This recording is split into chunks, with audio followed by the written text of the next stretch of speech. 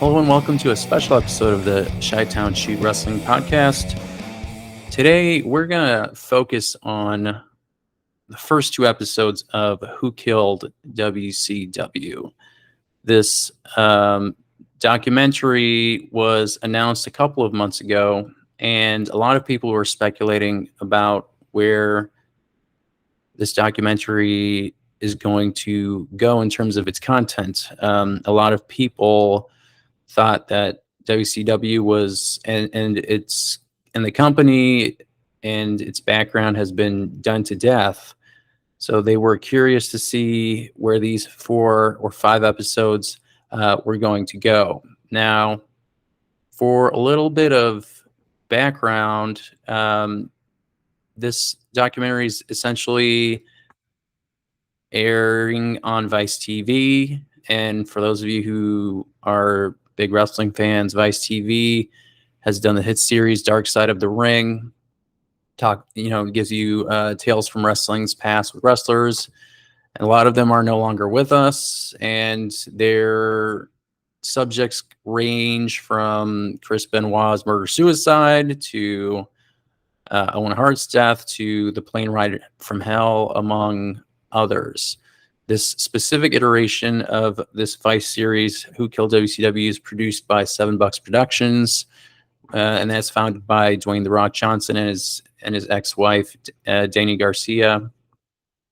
And this is essentially The Rock and Vice's opportunity to tell the story of WCW from a different perspective, where there isn't a WWE lens shining on it. They feel like this specific documentary is going to give the folks who are involved in WCW a little more opportunity to be a little more honest and perhaps show you sides of the story that you might not have necessarily seen before.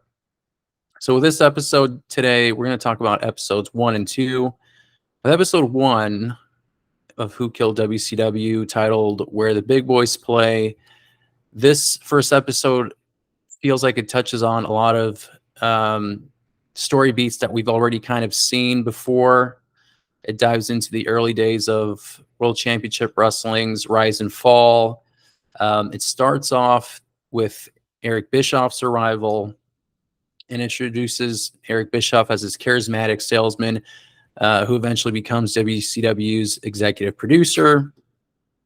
You learn a bit about his background before he got into WCW, and it doesn't just talk about him being a salesman, although it does talk about his struggles that have been well known, including when he was trying to sell a game with Ninja Stars.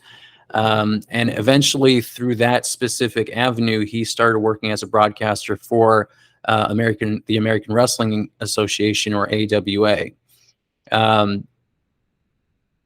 At the same time, they talked about WCW's state at the time before Eric Bischoff came in. In this episode, they talked about how it was basically struggling to find its footing. The episode kind of showcases some of those gimmicks that weren't necessarily connecting with the audience. They talked about Kevin Nash and Oz, and how Kevin Nash came to get that gimmick. It sounded like Dusty Rhodes may have been on acid when he was offering this specific gimmick to Kevin Nash, and obviously it didn't work. For one, Oz is a place, it's not a person. So that was your first issue. And Scott Hall's gimmick that didn't work really well as the Diamond Stud. Very interesting for those who haven't seen it yet, but a lot of folks who may be very into these kinds of documentaries, it's stuff you've already heard before. We also go into Ted Turner and his backing for WCW, and they kind of delve into Ted's love for the business and how he was essentially on an island of his own island of relevancy about support for WCW, despite all the executives around him not liking that concept. They felt like it was a stain on their channel and their brand. They felt like this felt like an outlier from what they were trying to represent. with more highbrow entertainment and movies and television. We also go into Hulk Hogan's impact, and they talk about how his star was kind of essentially fading after the 1980s, and he moved on to WCW, which gave that wrestling promotion a shot in the arm that they felt like they needed. And Bischoff and goes into the creative control of Hulk Hogan and how it led to the formation of the NWO and his heel turn, which obviously led to those 83 weeks that Bischoff likes to talk about on his podcast, and how, is essentially a core part of WCW lore, and its story, about how popular it was. We also get a little bit about the Monday Night Wars between Vince McMahon and Ted Turner and Eric Bischoff, and how their early success essentially catapulted them past WWF and was essentially beating them in the ratings. And again, while they're talking about those common story beats, we get the tensions at Turner and the constant struggle back and forth between Ted Turner, Eric Bischoff, and the executives at Turner Broadcasting, including Brad Siegel. We get some information from Brad Siegel, who was an executive at Turner Broadcasting, and he wasn't exactly a wrestling fan, kind of foreshadowing the issues that WCW would face going into the later half of the 1990s. Now, the first episode essentially sets the stage for the next episode, which dives a little deeper into the tensions with the executives at Turner Broadcasting, as well as some of the issues with booking, specifically Bret Hart. They talk about the Bret Hart and Goldberg saga. Kevin Nash, talking about being a booker. The Rock offering his own perspective during the Monday Night Wars. And I'll say this: with the first episode, it was a great introduction. And I know, as I've said earlier, people have already seen this story beat before, with the exception of some nuggets of information, like the executives talking about their issues with wrestling. But again, it's always nice to just see a different, refreshed perspective, I guess. Even if you've seen it 100 times in the past 25 or 30 years, the way that they shot it and the interviews, I felt like gave it a bit of a different shade, I guess, so to speak. So, well, I'll give the first episode a thumbs up, and we can jump into the next episode, where it talks about essentially those issues with booking and Eric Bischoff's eventual firing from WCW. So the episode starts off with Eric Bischoff. He talks about the 83 weeks, and he gets a phone call from Harvey Schiller and Ted Turner, essentially wanting another 2 hours of primetime TV to further cash in on their success of Monday Night Nitro. Now, we talked about how the executives at Turner were initially hesitant for having wrestling on their show, but obviously a lot of folks who were at the top and saw that the success of WCW didn't mind having, the extra revenue. So there were some executives that did like it. There were some that did not. There was this constant tension between the two. Eric, during the documentary, mentioned that it would be a terrible idea, but he didn't want to be that guy to tell Ted Turner no. So I think he admits that that was a big problem. And also an interesting origin story for Thunder. TBS refused to pay for the show, so essentially it came out of WCW's budget instead. And for Thunder, they needed a top star.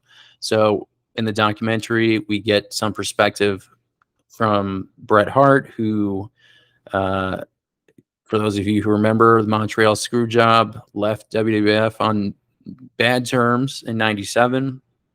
And then he got signed to WCW on a pretty lucrative contract, millions of dollars, to get Bret Hart into WCW. Bret kind of goes into his highlights in WWF, talking about his clashes with Steve Austin. Then he kind of goes into how they brought him into WCW and how for long stretches of time, they essentially didn't use him. He basically sat in the dressing room and was basically upset at Eric Bischoff and his ineptitude. He didn't mince any words. He was calling people stupid, idiots, essentially the same stuff he's been saying for the past 25 years. I can't really blame him.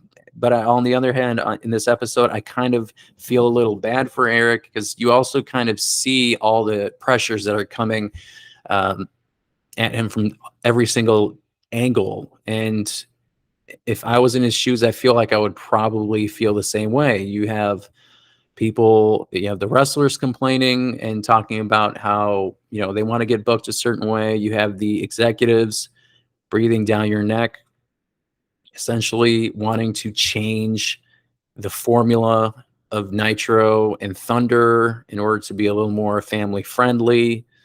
You have, issues with advertisers, and then you have fans complaining, about these changes, and they're blaming him. So I could see why he was having, a hard time, and I feel a little bad for him. So folks, the talking heads during the show, including Bret Hart, talked about how disorganized things were to produce all the TV, and they talked about how, because the production was essentially stretched so thin between the two shows, there was a bit of laziness when it came to the booking and storytelling. Specifically with the NWO, they gave highlights about how everyone was joining the NWO. Every single person on the roster, it felt like at one point, was in the Wolfpack or in the NWO, and it was getting tiring. It was getting pretty boring. Brett also points out that all the finishes were essentially the same in every show, and everything was just a run and finish over and over, and they just repeated it, and it felt boring. It didn't have anything to clench your teeth into when it came to the content of Nitro and Thunder. They talk about, they delve into Monday Night Raw beating Nitro in the ratings in April of '98. And this time they were trying to figure out how to bolster the ratings and maintain it for a while. And that's where they talk about the executives wanting Goldberg to be the next big guy and the top babyface in WCW. So we have an interview with Goldberg, and he basically agrees that his character worked really well because he felt like he was that character. Kevin Sullivan is interviewed, and he talks about taking credit for the black tights and the black boots, and they make allusions to Mike Tyson, who at the time was peak in pop culture, and they felt like, perhaps imitating some of those things will rub off on Goldberg. There were also kind of conversations in the past, if you read like dirt sheets and that kind of stuff. I know that Bischoff has also talked about it in the past, about taking credit for Goldberg's look, comparing him to wrestlers like Ken Shamrock. And I know that during this time there was a lot of comparisons to Stone Cold Steve Austin and Goldberg, and people copying each other. I mean, DX and the Attitude Era were essentially a response to WCW's NWO angle and their attitude. And a lot of people would agree that WWF's version that they copied from Nitro was a better, more enhanced version for the time. I'm one of those people who would agree that. I think Vince took the concept and the attitude of Nitro. And by the way, during this documentary, Eric Bischoff doesn't call it the Attitude Era. He basically calls it the Nitro Era because they were the original folks who came up with this concept of edgier TV. So basically, back to Goldberg, they talk about him, putting him on every week, basically squashing people, and he gets the streak and essentially worked for WCW. Killed in the ratings, did a really good job. And there was a lot of other talking heads, specifically Nash and Bret, complaining about Goldberg and his work style and work ethic. We also got some additional commentary from Conan, who summarized folks as just a lot of jealous guys who thought just Goldberg didn't love the business like they did. And I would say that that is pretty accurate when it came to Goldberg's popularity. And Goldberg has, they talk about Bret's issues with Goldberg, and they bring up the infamous kick to his head. And, I mean, for Goldberg, it was obvious. I would think it's an accident, and he's apologized for over 25 years. So I don't see what else he can do at this point. Bret, I thought, was past this, but if you watch this specific episode, you see that he's still harboring some feelings when it comes to himself and Goldberg and WCW. So we get more footage from the executives in Turner, including Brad Siegel, who talks about marketing Goldberg because the kids loved him, and it clearly worked. And they saw the popularity of Goldberg, and we get the story of Hogan essentially calling up Bischoff, and he offered to put him over clean as a sheet in Atlanta, probably because it would make him look good, give him a lot of money. Goldberg admitted that was the coolest shit ever.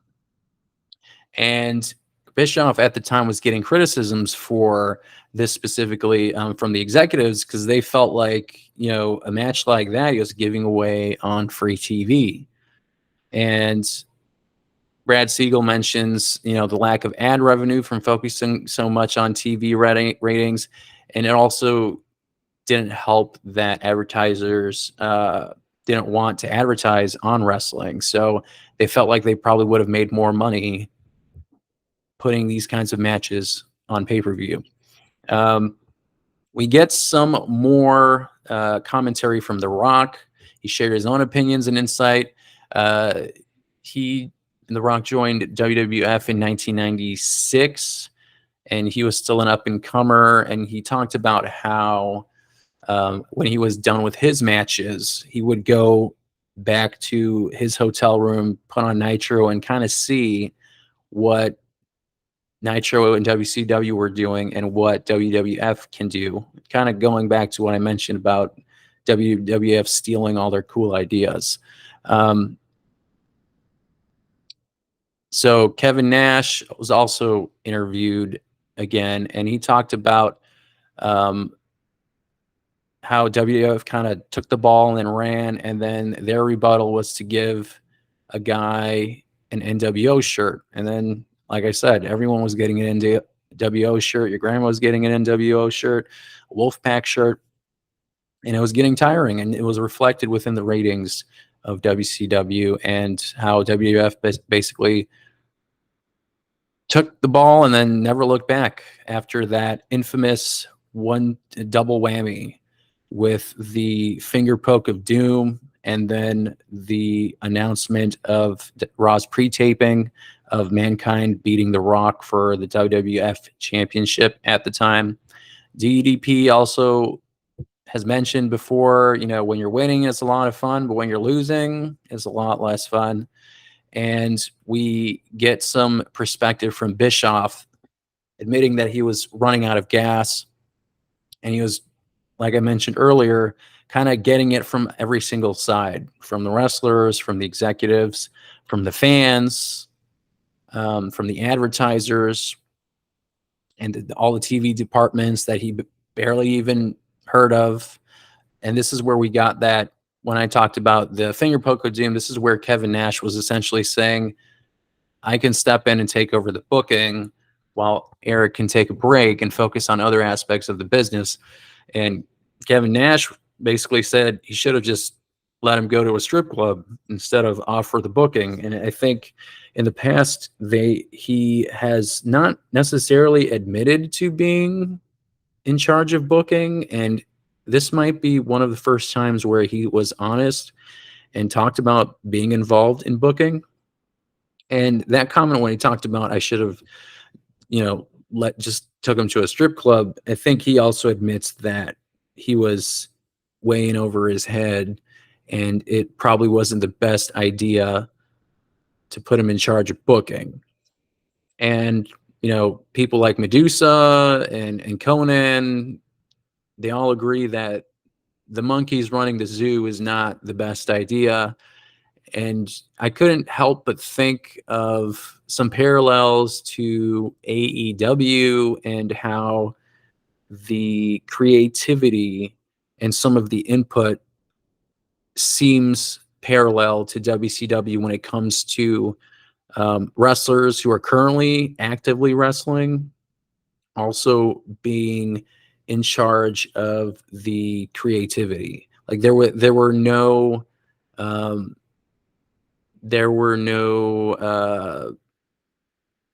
balances, checks and balances when it came to the wrestlers and the booking. It did feel like, the inmates running the insane asylum. And yeah, Kevin in the past has talked about it being essentially dirt sheet conspiracy nonsense. So it's interesting to see him admit this on this Vice documentary. So Nash mentioned that he didn't have any problem with Goldberg, but he thought that that streak that Goldberg was on felt like it was too long. He felt like the belt was on Goldberg too long, and that it was basically hurting other people to get opportunities for the World Heavyweight Championship. And this was kind of around the same time that Goldberg was kind of realizing that how the business is played and the politics involved in the main event. I mean, and just the wrestling in general, at least, when it came to the wrestling in the 90s.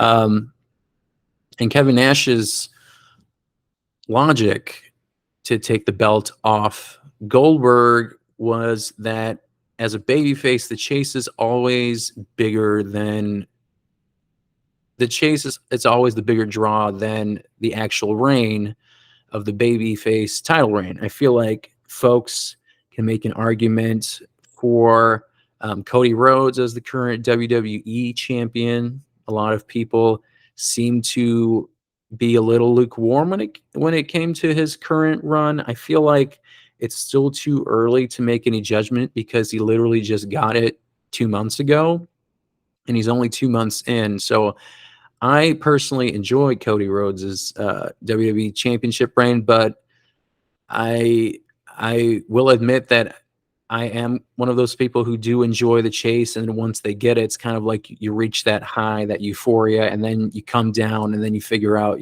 what do you do next? And so to a certain extent, I kind of agree with Kevin Nash.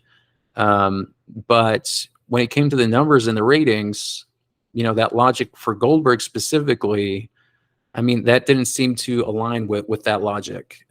When he was on the streak, he was drawing millions of eyeballs on TV, huge ratings in 1998. And then when they took the title off him, basically the company was kind of slowly going downhill. in terms of the ratings. So they talk about Nash versus Goldberg at Starrcade, and Kevin Sullivan believed that Nash should just beat him clean in the middle of the ring. But the folks behind the scenes felt like perhaps it might not be as believable. So they added in a bunch of extra stipulations, including Scott Hall with a taser, who basically used the taser in the middle of the ring and and basically stunned him. And then you got Kevin Nash doing the power bomb and then pins him. And he did get a big pop. Bischoff laughed at it. He said it was a huge mistake. Kevin Nash, though, in the documentary, mentioned that it was a good idea. He mentioned that he got a big pop. And we got other executives and folks talking about how after this happened, there clearly was not any plan for Goldberg moving forward. And you kind of take certain things for granted, like, the WWE's long-term planning with different factions and championships.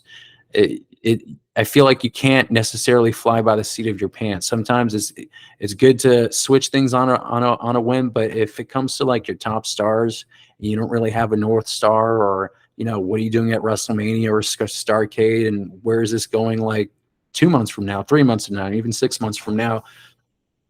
It kind of reflects in your product, and it doesn't work as we've seen in the past. You can play hot potato and just kind of put them in random matches, but that doesn't necessarily work. So as we head to the second half of episode 2, we come to January 4th, 1999, and they were in the Georgia Dome again, and they advertised Nash versus Goldberg. Somehow it ended up as Nash versus Hogan, and that's where the Fingerpoke of Doom came. And they put the title back on Hogan. They reformed the NWO again. Same concept. And Kevin Nash thought it was still a good idea because it got them, and he thought that was a good thing because people were upset. So heels did heel stuff. That means it must have worked. Bischoff talks about how the finish was crap, and he wished it was a clean finish instead. And that's where they give away the main event of Raw. And we get an interesting comment from Nash where he said, well, my check didn't change. And yeah, I mean, I guess it didn't. You still got your money, but you kind of get that sense of not caring, especially when it came to that kind of commentary.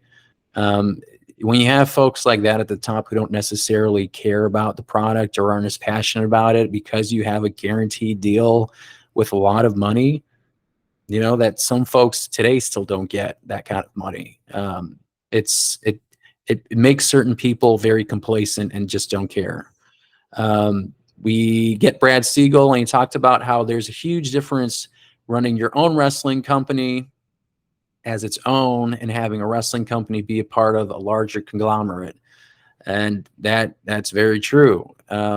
He noted that there was a lot of revenue challenges that came with being a top show on a cable network like TBS and TNT.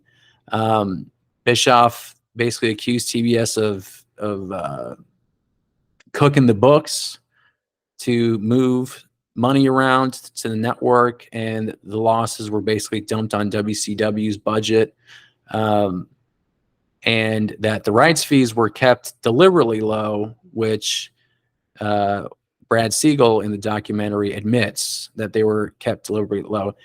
Eric Bischoff, in a follow-up review of this specific episode, mentioned that he thought these specific things that they pointed out were the most interesting aspects of this episode, when you involve all those top guys that you didn't necessarily have as, in WWE documentaries about WCW. So I agree that the interesting things definitely came from the executives. And then they kind of go into how all the top stars get their giant checks and sums of money, and folks are basically sitting on the shelf and not doing anything. Again, I feel like I'm the AEW hater in this group, but I kind of get that parallel with AEW and how they have a giant roster. A lot of folks probably got paid a really good amount of money, and not they have the roster that's so big, and not everyone is being used on that show. So again, parallels. I mean, I think Tony Khan mentioned that he liked WCW, but I don't know if you want to follow that playbook exactly. So we kind of see the downfall of Bischoff and how he eventually gets fired. He talks about a story about getting called into the office, and the bosses were talking about a forensic investigation of Bischoff that was being done based on his use of Turner's money. And this was kind of the straw that broke the camel's back for him. So we talked about how he was basically getting shit from every angle, from all sides, and this kind of felt like, the screw you to Turner, to WCW, and they admitted that they found nothing, and he basically decided to step away for a bit. We kind of go back to Bret Hart, and this is kind of where they talked about how Goldberg kicked him in the head, and lastly, Ted Turner was another aspect that they touched on, and his getting phased out of his own company basically after the Time Warner merger. And after the Time Warner merger, Turner could not protect Eric at that point. So in September of '99, Harvey Schiller basically calls him up to his office and tells him he's going home. And they made some commentary and jokes about his potential self-destruction as a person. And Dick Cheatham kind of joked that he's surprised that Eric didn't blow his brains out before they fired him. Not the best taste, and again, like, these kind of comments and things just kind of made me feel a little bad for Bischoff. But I think Bischoff also, as a person, needed that break, because he had so much pressure, and it felt like everything was kind of falling on his shoulders. And you're kind of, running up against you're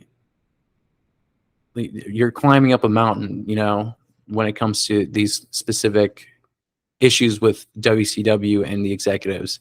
So a much better episode than episode 1. And at the end of this one, we say sayonara to Eric Bischoff, and then we get a preview of Vince Russo in episode 3. So that'll be interesting to see when it airs next week. I'm curious to see how Vince Russo frames his perspective, because I've listened to a number of his interviews, and I know that he admits that certain things in his booking power weren't great, but he still thought that there were things that he did that were amazing. I beg to differ, but we'll see. It's going to be very interesting. So that's a wrap for this special episode of the Chi-Town Shoot podcast. Don't forget to like, subscribe, rate us, and leave your feedback. Tune in next time for more Wrestling Madness. Until then, keep marking out.